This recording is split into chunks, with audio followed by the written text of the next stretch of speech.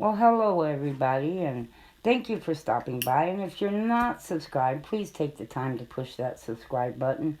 And I also would ask a lot of you, my regular viewers, if you would please give a thumbs up because this is one video that I think is very important and I would like it to get out there. And they say that, the more thumbs up you get, they push them out. And like I said, I think this is an important video. I'm going to give some information that I consider to be important. Now, I know they put commercials on some of my videos. I don't get reimbursed for it. And I didn't start this to make money, and I still ain't making no money at it.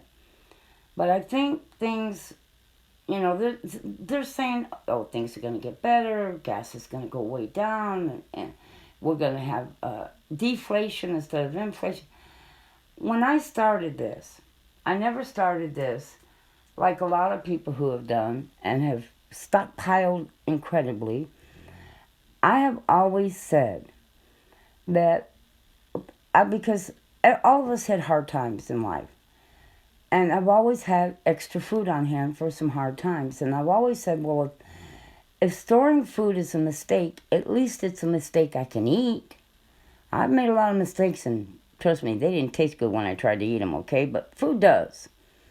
And so this is what it's all about. But I get sent a lot of videos about preppers and prepping, and I'm asked, what do you think? And I started to feel really sad because I said, in a lot of these videos, I couldn't even do a quarter of what they do. I couldn't afford it. And I said to somebody, well, there's no way I could do that. If that's what it takes for me to survive, for what they're thinking is going to happen, I'm a dead duck in the water. I just am. And I got to thinking about it and said, well, wait a minute. There's probably a lot of people out there, they're in the same position I am. They couldn't do it either. They don't have that kind of money. But I also looked at what these people were putting away, and I said to myself, that's not necessary. That's just not necessary to do that.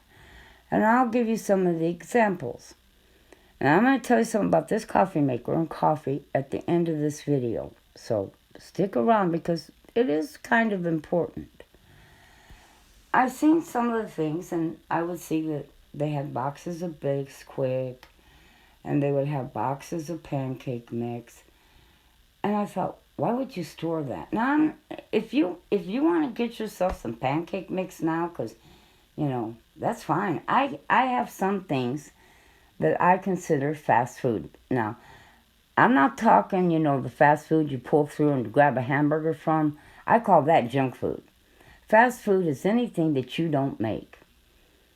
It's just that simple. Pasta, spaghetti, so that's fast food. Suddenly salad, that's fast food. Scalloped potatoes or au gratin potatoes in a box, that's fast food. That's, to me, it is. So I said, why would you do that? Why would you buy pancake mix for long-term storage? Now, if you want it, for quick now because you can afford it and nothing's falling apart yet, but to store this for years, I just didn't understand. That's outrageous, the price. Because, stop and think, Bisquick pancake mix. I don't know what people use Bisquick for, but I'm assuming because it's got a biscuit on it and it says it's got pancakes. But then they turn around and buy pancake mix and store that too. Well, if you store flour, you can make biscuits, pancakes, flour tortillas, gravy, and your own bread. Now, that's a lot more things you can make with flour, and a box of pancake mix is pretty much the same price as a bag of flour. And you can get a lot more pancakes out of that 5-pound bag of flour than you're going to get out of that box. Plus, you've got a whole lot more variety of things that you can make. And you can't make biscuits with that pancake mix or gravies or cake, because you can make cake with flour. You can't do any of that. You're limited. And so you stuck your money into something that's giving you nothing but pancakes, but flour will give you 6 or 7 different things that you can make. And flour and pancake mix are going to last the same amount of time. I personally believe flour lasts longer than pancake mix. But that's just me. Okay, then I look at things that people buy like tomato sauce and spaghetti sauce and things like that, and I say, why? I mean, if you want to do it now, you want to grab yourself a jar of spaghetti sauce, okay, that's fine. But cans of tomatoes can do a whole lot more.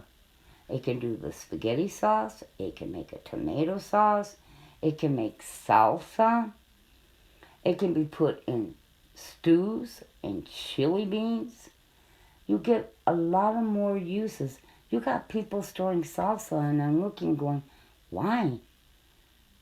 You can make salsa from tomatoes. It's only tomatoes and peppers and some spices. But yet you'll pay more for them tomatoes than for salsa than you're going to pay for canned tomatoes. And then I look at chili beans. Now, red beans is chili beans, or pinto beans, chili beans, whatever bean you want to use, really. And it's crushed up tomatoes in it, some paprika, some garlic. I make my own chili beans. But from those red beans, not only can I make chili beans, I can make red beans and rice. I can make, you can put red beans in stews. So here I am, chili beans. I can make a pot of red beans and cornbread. But chili beans are chili beans, which most people put on hot dogs. Now, some people open a can and they'll eat chili beans, but you can make your own. And the beans can be done for 3 or 4 different things.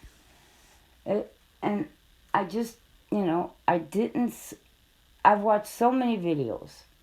At half the time I forget half the stuff people are even stocking. Because I'm like, that's just outrageous. That's just crazy. I can't believe they're doing that. I don't stock spaghetti noodles because I can make them. If I get in a bind, that's exactly what I'll do. I'll make my own spaghetti noodles. No big deal. It has to be done. It has to be done.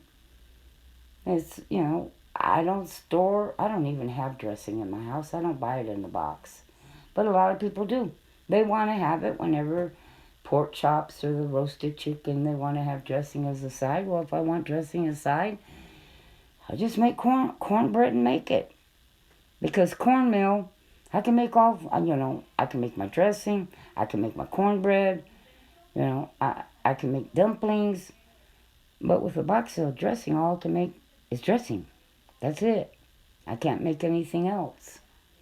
Now, I've seen a guy that had an awful lot of coffee stored, and it was instant coffee. And I didn't see why he would do that. Now, I have heard that the coffee you buy in the cans, it has an indefinite shelf life, as long as it has not been opened. But now, like all foods, once it's open, it does begin to deteriorate. Now, instant coffee costs more than, the percolator kind. And so, I couldn't figure out why he would store instant coffee. Maybe because, thinks electricity's going down and he's got an electric pot.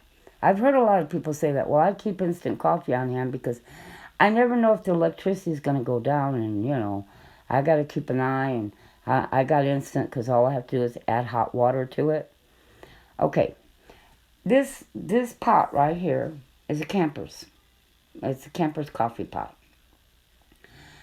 I put water in it at night, not to the top. I'd say probably 2 inches below the top, maybe 3. And that little stand has I put the lid on it, but there's a section there that you just drop your coffee grinds down inside, and then you put the little metal lid on top, and then you set it down inside. Now, most campers will take that and they'll put it on their fire and it'll heat their coffee up and it's nice and hot. Well, I don't want to go through all that because you use a lot of gas to make this, because you have to do it for like 15-20 minutes to actually get the coffee hot enough, okay? Well, if you are in a really bad situation, I want you to think about this, and this takes about 20 minutes to heat up if you're going to do it on your stove. Well, if you do that every single day, that's 40 minutes in 2 days, 80 minutes in 4. You see where I'm getting at with how much gas you're going to end up using? Well, all I do is when I put that metal thing in there, I close the lid on it, set it on top of my stove, and I do not turn my stove on. I let it sit there all night long.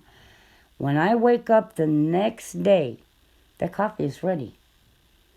Now, I can have two choices. If I was in a bad situation, I could take it outside, stick it on my little Weber grill, fire some wood up, and heat it up just fine in a little pot. Wouldn't take long, but it doesn't take long to microwave it either. And we have electricity, okay? And it doesn't take, it's like 2 minutes if I put a cup of coffee in a little silver pan and stick it on top of my stove. That coffee is hot as heck in 2 minutes for me, a cup of coffee. So I don't percolate coffee. It saves me a lot of money in gas. And I don't have to worry if the electricity goes down. I don't have to worry about those coffee filters. None of it. And I've had this thing for over 20 years. Well, I hope you find this helpful. And God bless you. And have a blessed day.